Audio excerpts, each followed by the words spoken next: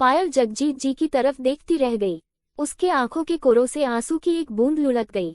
वाय पापा वाय, आप इस औरत को यहाँ क्यों लाए हैं? पायल ने गुस्से से रोते हुए पूछा। पायल, बेटा मेरी बात तो सुनो। कुछ नहीं सुनना है मुझे पापा, कुछ भी नहीं सुनना, पायल ने गुस्से से चीखते हुए कहा। लेकिन पायल, जगजीत जी बोल ही रहे थे कि उनके पीछे खड़ी औरत ममता भरी आवाज में बोली, पायल बेटा आप यहाँ आइए और देखिए आपकी मॉम आई है आपके लिए। चुप, एकदम चुप, तुम मेरी मॉम नहीं हो। मेरी मॉम तो तभी मर गई जब वो मुझे और मेरे पापा को छोड़कर अपने करियर के लिए उस आदमी के साथ चली गई। ये तक नहीं सोचा एक 5 साल की बच्ची कैसे रहेगी अपनी मॉम के बिना, पापा कैसे रहेंगे आपके बिना। लेकिन नहीं, आपको अगर चिंता थी तो सिर्फ अपनी, क्योंकि आपको चाहिए था फ्रीडम, पावर, पोजीशन और सक्सेस, यही चाहिए था ना आपको। तो अब क्यों आई हो? जाओ ना उसी आदमी के पास। क्यों आई हो? पायल ने गुस्से से चीखते हुए कहा। पायल, उस औरत ने भी गुस्से से चीखा। पापा इनसे कह दीजिए कि ये यहाँ से चली जाएं, वरना मैं ये घर छोड़कर चली जाऊंगी, पायल ने गुस्से से कहा और ऊपर अपने कमरे की तरफ भाग गई। द राठौर पैलेस, शब्द के कमरे के अंदर। सर अगर आपका काम पूरा हो गया हो तो क्या मैं अपने घर जा सकती हूँ?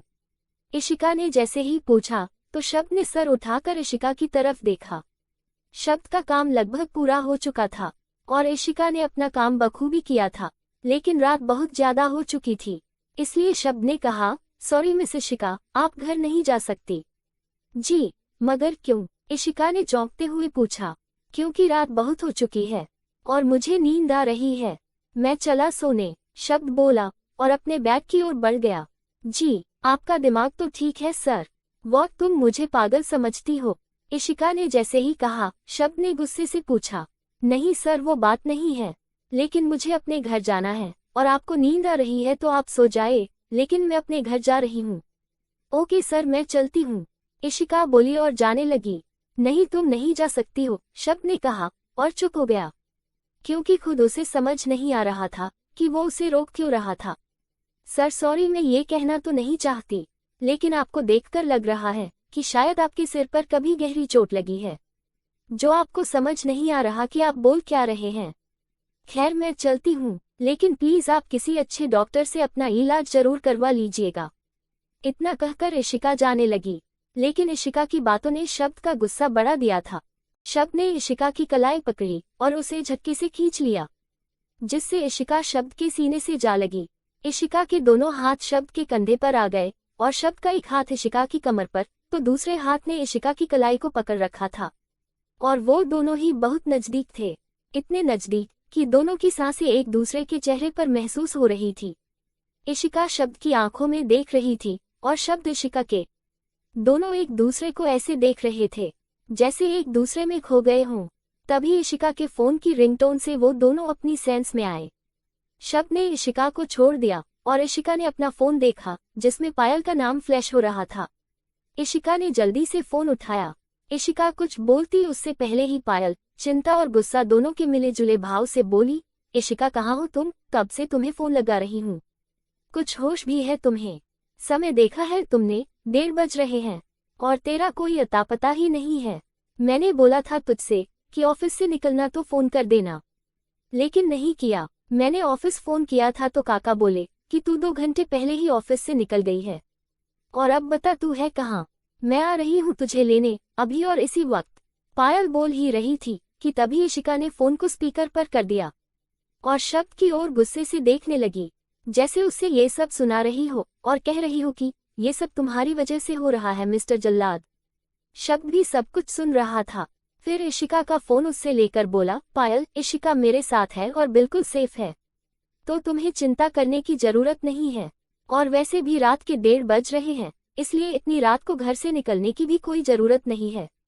और रही बात मिस इशिका की, तो वो आज रात मेरे घर पर रुक रही हैं, क्योंकि इतनी रात गए मैं इन्हें घर भेजने वाला नहीं हूँ। सो तुम आराम से सो जाओ और अपनी दोस्त की चिंता मुझ पर छोड़ दो। कल सुबह मेरा ड्राइवर मिस इशिका को आपके घर छोड़ आएगा। इतना कहकर शब्द फोन काटकर इशिका को पकड़ा देता है। जब शब्द इशिका से फोन लेकर पायल से बात कर रहा था, तब इशिका उसे बहुत गुस्से से देख रही थी। उधर पायल भी एकदम शॉक्ड थी कि अभी उसने क्या सुना और क्यों। उसे कुछ भी समझ नहीं आया, लेकिन अब वो कुछ कर भी नहीं सकती थी। इसलिए उसने चुपचाप सोने का सोचा। दरवाजा बंद करके अपने बिस्तर पर आ गई और आंखें बंद करके सो गई। पायल अब तक जो हुआ वो सब कुछ भूल चुकी थी। उधर इशिका शब्द को अजीब नजरों से घूर रही थी। जब शब्द ने उसे ऐसे घूरते देखा तो पूछा, व्हाट? ये क्या था? मतलब आपने अभी क्या किया था? इशिका ने वैसे ही देखते हुए पूछा। क्या किया था? शब्द भी इस पर चौंका। आपने पायल को यहाँ आने के लिए मना किया और मुझे जाने के लिए क्यों? क्या मैं जान सकती हूँ? मैं इसका जवाब तुम्हें देना जरूरी नहीं समझता। शब्द को भी कुछ भी समझ नहीं आ रहा था कि क्या बोले, इसलिए उसने एक टूक में जवाब देकर मुंह फेर लिया। अब उसे खुद पर बहुत गुस्सा आ रहा था कि क्यों उसने इशिका को अपने घर पर बुलाया, क्यों उसे वो सब फाइल्स दी जिसकी अभी उतनी भी जरूरत नहीं थी, क्यों किया वो सब, वो भी क्या इसलिए कि इशिका ने उसे थप्पड़ मारा था। क्या ये सब उस थप्पड़ का बदला था? वहीं इशिका भी अब परेशान थी कि अब वो क्या करे, कहाँ जाए, क्योंकि उसे इस वक्त बहुत नींद आ रही थी और वो अब शब्द से लड़ना भी नहीं चाहती थी क्योंकि वो इस वक्त बहुत थक जो चुकी थी। फिर इशिका ने अपने हथियार डालते हुए पूछा, तो अब बताए मुझे कहाँ सोना है, क्योंकि मुझे इस वक्त बहुत नींद आ रही है। शब्द ने जब सुना उसके चेहरे पर फिर से स्माइल आ गई। उसने पलटकर इशिका की तरफ देखा जो काफी थकी लग रही थी। ठीक है, आओ मैं तुम्हें गेस्ट रूम दिखा देता हूँ। इतना कहकर शब्द ने अपने कमरे का दरवाजा खोला तो इशिका सारी फाइल्स उठाने लगी। रहने दो उसे, वो ऑफिस पहुंच जाएगा, तुम चलो आओ, शब्द ने कहा तो इशिका भी उसके कमरे से बाहर आ गई। इस वक्त कोई भी बाहर नहीं था, सभी अपने अपने कमरे में थे। इशिका ने चैन की सांस ली क्योंकि इशिका को यही डर था कि अगर इस वक्त कोई उसे देख लेता तो क्या सोचता, वो भी शब्द के साथ में, तो ना जाने क्या क्या मनगढ़ंत कहानियां बनाने लग जाते। अच्छा हुआ सब सो रहे हैं। इशिका यही सब सोच रही थी इस बात से बेखबर कि शब्द आराम से उसके बगल में आकर खड़ा हो गया था और उसे बहुत ध्यान से देख रहा था। क्या हुआ मिस इशिका? शब्द ने कहा तो इशिका अपने सेंस में आई और बोली, कुछ नहीं सर, आप चलिए। तो शब्द आगे बढ़ गया। इशिका भी उसके पीछे पीछे चल रही थी मगर वो पूरे घर को बहुत ध्यान से देख रही थी क्योंकि जब वो आई थी तो बहुत हड़बड़ी में आई थी। उसने उस वक्त घर को नहीं देखा था। पूरे घर में थोड़ी थोड़ी दूर पर लाइट जल रही थी जिससे वहां पर्याप्त रोशनी थी। वो एक कॉरिडोर था जहां से शब्द इशिका को ले जा रहा था।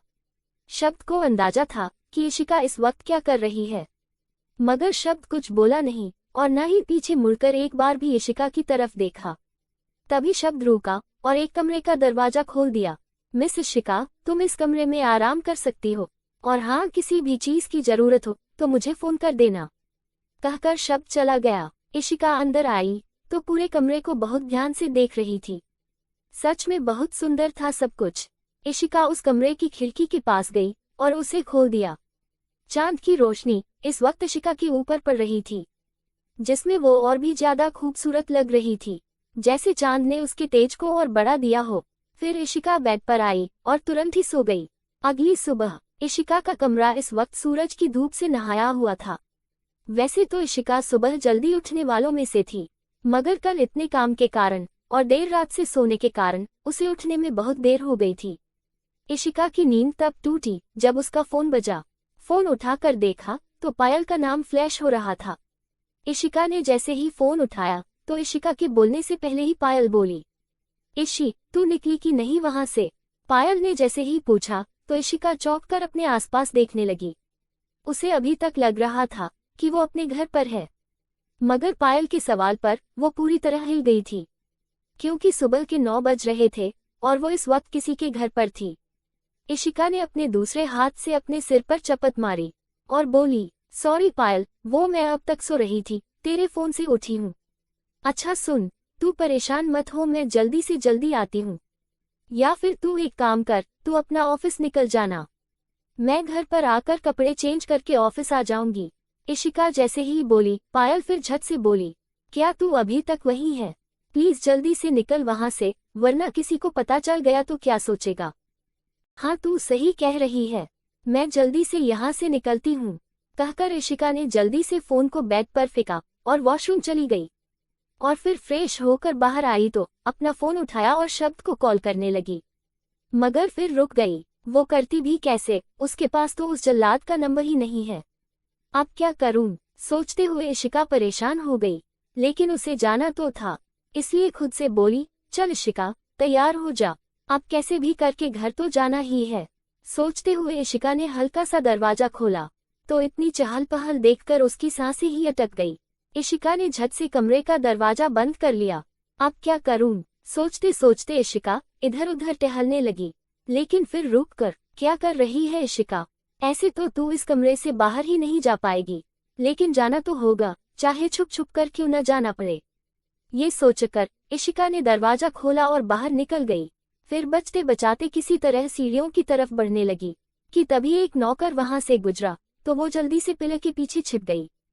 फिर उस नौकर के जाते ही वो पिलर से बाहर निकली और आगे बढ़ गई, लेकिन तभी किसी ने उसका हाथ पकड़कर एक झटके से अंदर खींच लिया और कमरे का दरवाजा बंद कर दिया। झटके से खींचे जाने की वजह से इशिका ने अपनी आंखें बंद कर ली थी।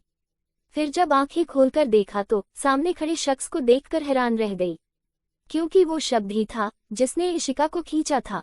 शब्द अभी नहाकर बाहर निकला था और इस वक्त टॉवल में था। इशिका ने झट से अपनी नजरें फेर ली। इशिका की शब्द को ऐसे देखकर उसकी सांस ही अटक गई थी। इशिका की धड़कन इतनी बड़ी हुई थी जिसे शब्द साफ सुन पा रहा था। शब्द भी जैसे कहीं खो गया था। उसके दिल की धड़कन भी बहुत बड़ी हुई थी। शब्द ने अब भी उसी तरह इशिका को पकड़ रखा था, तो इशिका ने उसकी तरफ देखा जो उसे ही देख रहा था। उसे इस तरह से देखता देख इशिका को शर्म आ रही थी। उसने अपनी आंखें बंद कर ली और बोली, ये क्या कर रहे हैं आप? छोड़िए मुझे और जाकर कपड़े पहनिए पहले। बिल्कुल बेशर्म है आप। कल भी आप बाथरोब पहनकर बाहर चले आए थे और आज इस समय सिर्फ टॉवल में। इशिका ने जैसे ही कहा तो शब्द होश में आया। उसने इशिका को छोड़ा और क्लोजेट रूम की तरफ बढ़ गया। शब्द के जाते ही इशिका जल्दी से उसके रूम से बाहर आई और धीरे से शब्द के कमरे का दरवाजा लगा दिया। तभी, तुम कौन हो? जारी है लेखिका प्रियंका गुप्ता। अगर आपको मेरी कहानी पसंद आ रही है और मेरी कहानी को आगे पढ़ना और सुनना चाहते हैं तो मेरे चैनल को लाइक करें, कमेंट करें, आज ही और अभी सब्सक्राइब करें और मेरे चैनल को ज़्यादा से ज़्यादा शेयर करें। Thank you for watching this video.